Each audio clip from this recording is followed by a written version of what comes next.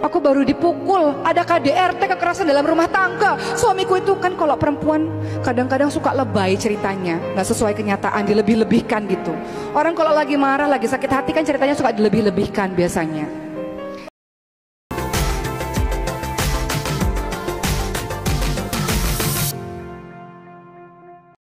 Fenomena artis mendadak ustadz dan ceramah kontroversial Okky Setiana Dewi guys. Artikel dari Niha Alif. Meski masyarakat sudah bisa lega ya dengan pembubaran ormas-ormas ekstremis seperti ya kalian tahu sendiri lah guys, tidak perlu Rana sebutkan satu persatu ya, tapi tetap saja kian mengkhawatirkan. Meski Rizik dan komplotannya di penjara, Bahar diamankan dan bahkan terancam hukuman meninggoy atau meninggal dunia, tapi tetap tidak menyurutkan keberadaan aliran ekstrem dalam beragama. Ditambah fenomena artis hijrah dan mendadak ustadz yang patut diperhitungkan guys. Beberapa artis yang hijrah dan menjadi ustazah diantaranya adalah Peggy Melati Sukma.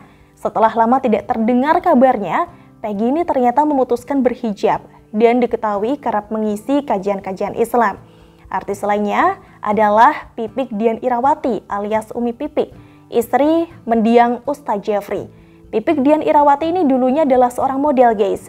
Sejak menikah dengan mendiang Ustaz Jeffrey Al-Bukhari, dirinya pun mulai memakai hijab dan tidak aktif lagi di dunia hiburan. Pipik yang awalnya mendampingi suami berdakwah hingga kini aktif mengisi kajian Islam. Selain itu ada nama Neno Warisman, sang mantan artis yang jadi ustazah dan juga merangkap tim kampanye di Pilpres kemarin. Neno begitu populer guys saat menantang Tuhan untuk memenangkan Prabowo dan mengancam tidak akan ada lagi yang menyembah jika jagoannya itu kalah. Mereka diterima dan menemukan audiens sendiri. Tentunya mereka yang rata-rata dangkal ilmu agamanya atau yang sama-sama baru berhijrah guys. Kini ada nama Okky Setiana Dewi yang ikut meramaikan bursa ustazah yang berasal dari kalangan artis. Meskipun dirinya mengambil S3 jurusan agama untuk membuktikan kealimannya, namun tetap saja guys, kajian yang diberikan ini sangat diragukan lantaran dirinya tidak pernah memiliki riwayat ngaji di pesantren. Harusnya Okky lebih cocok jadi peneliti ilmu agama dan dakwah ketimbang jadi pendakwah itu sendiri. Ucapan Okky mengenai kekerasan dalam rumah tangga sebagai aib suami yang harusnya ditutup rapat istri menuai banyak kecaman guys. Dirinya bahkan menyebut kaum perempuan suka lebay dalam mengadukan kekerasan yang dialami, seakan rumah tangga tersebut layaknya sinetron. Entah dirinya ini terbawa emosi sebagai artis saat berdakwah atau bagaimana ya guys, tapi tetap saja pernyataannya sangat menyakitkan korban KDRT, terutama kaum perempuan. Tidak hanya masyarakat umum dan Komnas Perempuan saja yang mengecam, tapi juga kiai-kiai dari NU. Jelas saja guys, karena dalam Islam kaum perempuan ini sangat dihargai ya, dan tidak layak diperlakukan secara kasar. Kalau saja ceramah Okky adalah tentang mengenai cara memediasi pasangan yang terlibat KDRT agar tidak terjadi perceraian dan cara memperingatkan suami agar tidak melakukan KDRT, tentu hal tersebut masih bisa dimaklumi guys. Rasanya kita tidak perlu ya belajar ilmu dakwah hingga jenjang S3 untuk menelaah sebuah masalah. Karena terkadang sumber masalahnya adalah hal yang umum terjadi, tapi menjadi persoalan besar ketika suatu tindak kejahatan dimaklumi, bahkan korbannya disudutkan. Tentunya kaum lelaki yang doyan melakukan KDRT akan sangat diuntungkan dengan pernyataan Okky tadi. Kalau ia dulu berani memukul istri, bisa jadi suatu hari punya alasan untuk mencekik istrinya sendiri. Kalau sudah begitu guys, siapa yang mau tanggung jawab? Ingat, ceramah di era digital seperti saat ini bisa diakses oleh siapapun termasuk orang tua dan anak kecil. Bagi kaum perempuan korban KDRT, ceramah Okky bisa menimbulkan tekanan mental luar biasa hingga menyebabkan bunuh diri. Padahal mereka ini justru butuh dukungan moral dan solusi loh guys, bukan malah disudutkan dengan pernyataan mengumbar aib suami dan juga tuduhan lebay dengan membesar-besarkan cerita. Sebagai seorang yang mengalami bahtera rumah tangga, penulis ya dalam hal ini guys, telah merasakan banyak ketidakcocokan di awal pernikahan meski sebelumnya sempat pacaran hampir setahun. Mulai soal baju, makanan, dan hal remeh-temeh bisa jadi pertengkaran hebat kalau tidak disikapi dengan bijak. Hal ini katanya berlangsung hingga anak menginjak usia 2 tahun lebih guys. Untungnya saat ini mereka sudah lebih dewasa ketika terjadi percekcokan. Sang suami mencoba diam ketika istri sedang marah dan begitu sebaliknya.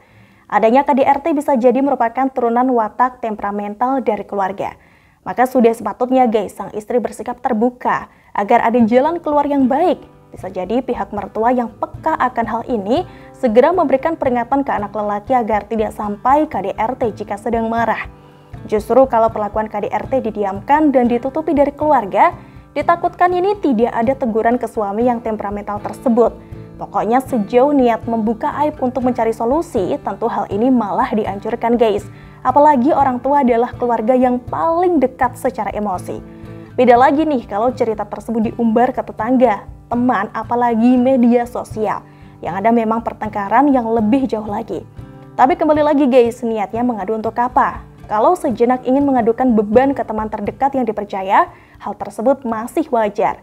Intinya persoalan KDRT tidak semudah apa yang digambarkan oleh Oki tadi. Harusnya Komnas Anak juga bisa bersuara.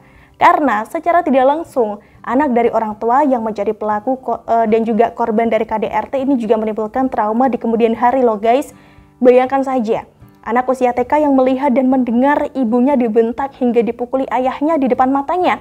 Bisa jadi dirinya menjadi pribadi temperamental di kemudian hari dan suka memukuli temannya.